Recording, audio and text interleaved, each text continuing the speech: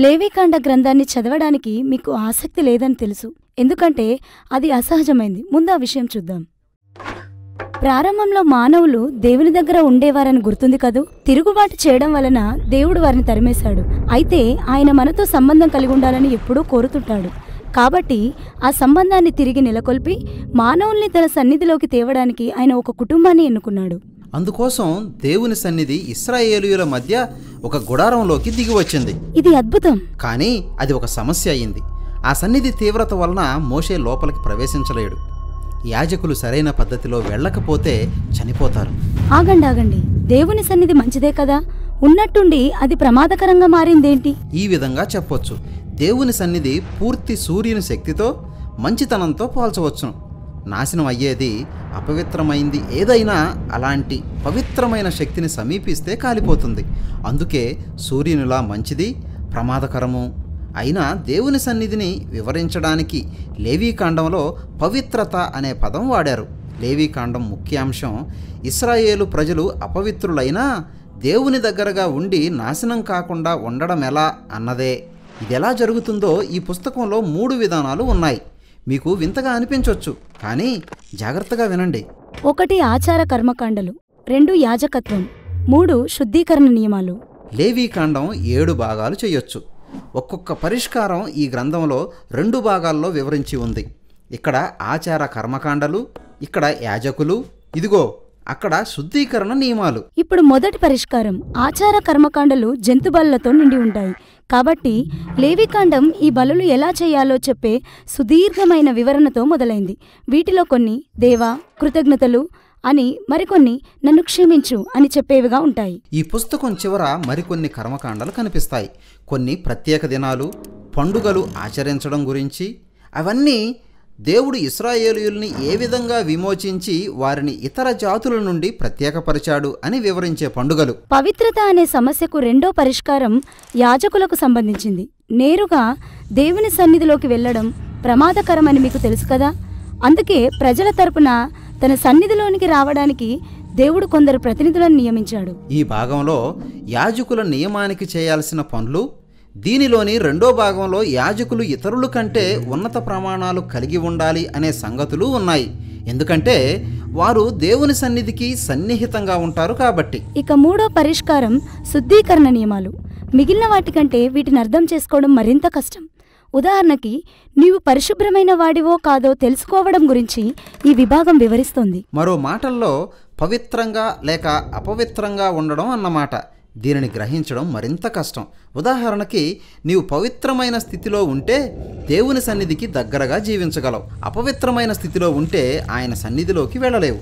కాబట్టి తాము ఎప్పుడైనా ఎలాంటి స్థితిలో ఉన్నాము అని తెలుసుకోవడం ఇశ్రాయేలీయులకు చాలా ప్రాముఖ్యం. కాబట్టి మొదటిగా పవిత్రమైన అపవిత్రమైన జంతువుల జాబితా ఇక్కడ ఉంది. ఆ జంతువులు అవి నివసించే స్థలాన్ని బట్టి, అంటే నేల మీద, సముద్రంలోనా లేక గాలిలోనా అనే దాన్ని బట్టి విభజించబడ్డాయి. కొన్ని జంతువులు ఎందుకు అపవిత్రమో, వాటిని తాకడం లేక తినడం వలన ఎందుకు అపవిత్రులం అవుతామో వివరించలేదు. అయితే ఒక విషయం మాత్రం స్పష్టం. అలాంటి కొన్ని జంతువులను దూరంగా ఉంచడం ఇశ్రాయేలీయుల్ని ప్రత్యేకమైన జాతిగా చేస్తుంది. దేవుని పవిత్రత వారి జీవితాల్లో వారు తినేదానితో సహా ప్రతి అంశాన్ని ప్రభావితం చేస్తుందని అది వారికి గుర్తు చేస్తుంది. భోజనం గురించిన నియమాల తరువాత చర్మ వ్యాధులు, శవాలను తాకడం, శరీర విసర్జనల విషయాల్లో ఏం చేయాలో రాసి ఉన్నాయి. అవి ఆషామాషి విషయాలు కావు. అవన్నీ ఇశ్రాయేలీయులకు చావు బతుకులకు సంబంధించినవి. ఎందుకంటే మన జీవానికి కర్త దేవుడే కాబట్టి. సరే, కానీ వాటిని తాకినంత మాత్రాన మనం అపవిత్రులమైపోతామా? అవును. అయితే ఆచారపరంగా అపవిత్రం కావడం తప్పు గాని పాపం కానీ కాదని గ్రహించాలి. అలా జరిగితే నీవు కొన్ని రోజులు కనిపెట్టాలి, స్నానం చేయాలి, ఒక బలిని అర్పించాలి. అంతే, నీవు మళ్ళీ శుద్ధుడివైపోతావు. నీవు అపవిత్రంగా ఉన్నప్పుడు దేవుని సన్నిధిలో ప్రవేశించడం మాత్రం నిషిద్ధం. ఇప్పుడు ఈ విభాగంలో మరికొన్ని శుద్ధీకరణ నియమాలు చూస్తాం. అవును, ఇవన్నీ ఇశ్రాయేలీయుల నైతిక నడవడి గురించినవి. అవి సామాజిక న్యాయం, ఆరోగ్యకరమైన సంబంధాలు, లైంగిక యథార్థతను గురించినవి.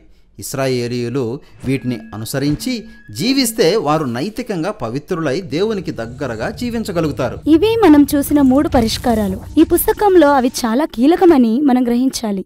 సరిగ్గా ఇక్కడ మనం పాప పరిహార దినం అనే అతి ప్రాముఖ్యమైన ఆచార కర్మకాండను చూస్తాం. ఇశ్రాయేలు ఇప్పటికే ఒక పెద్ద జాతిగా తయారైంది. ఎవరూ గమనించకుండా అనేక పాపాలు జరిగిపోతుండొచ్చు. వాటికి పరిహారం జరిగించుండకపోవచ్చు.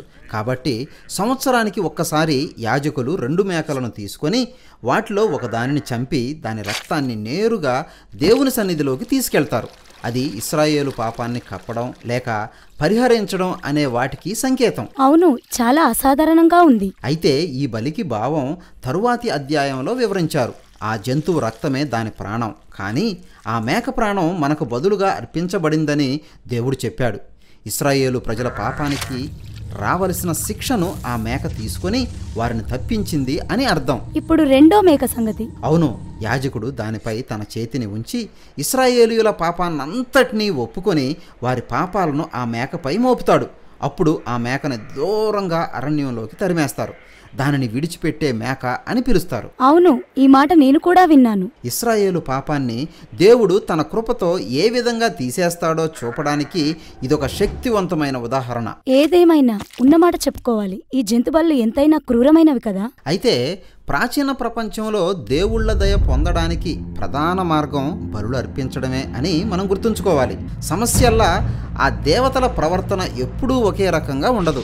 అనూహ్యంగా ప్రవర్తిస్తారు. వారు ఎప్పుడు మిమ్మల్ని తోసేస్తారో లేక ఎప్పుడు మీపైకి తిరగబడతారో మీకు తెలియదు. ఈ పరిస్థితి దృష్టిలో చూస్తే ఇశ్రాయేలు దేవుడు పూర్తి భిన్నంగా కనిపిస్తాడు. మానవుని పాపంపై ఆయన కోపం చూపిస్తాడు, కానీ అది కారణరహితం కాదు. అంతేకాక ఆయన తన ప్రజలను ప్రేమిస్తున్నాడు. అందుకే ఇశ్రాయేలీయులు తాము క్షమాపణ పొందామని గ్రహించేలా ఒక సూటి మార్గాన్ని ఏర్పరిచాడు. అందువలన వారెంత అపవిత్రంగా ఉన్నా దేవుని సన్నిధికి దగ్గరగా జీవించి క్షేమంగా ఉండగలరు. కాబట్టి లేవీకాండం అనే ఈ పుస్తకం ఆనాటి పరిస్థితులకు తగినట్లుగా విప్లవాత్మకమైన ప్రకటన అని చెప్పుకోవచ్చు. ఇది లేవీకాండ పుస్తకం. అయితే ఇశ్రాయేలీలు ఇంకా సీనాయి కొండ దగ్గరే ఎడారి మధ్యలోనే ఉండిపోయారు. వారు నివసించడానికి ఒక స్థలం కావాలి. అవును, అది అబ్రహాముకు దేవుడు వాగ్దానం చేసిన దేశం. బైబిల్లోని తరువాతి పుస్తకంలో వారు ఆ దేశం చేరడానికి చేసిన ప్రయాణ వివరాలు రాసి ఉన్నాయి.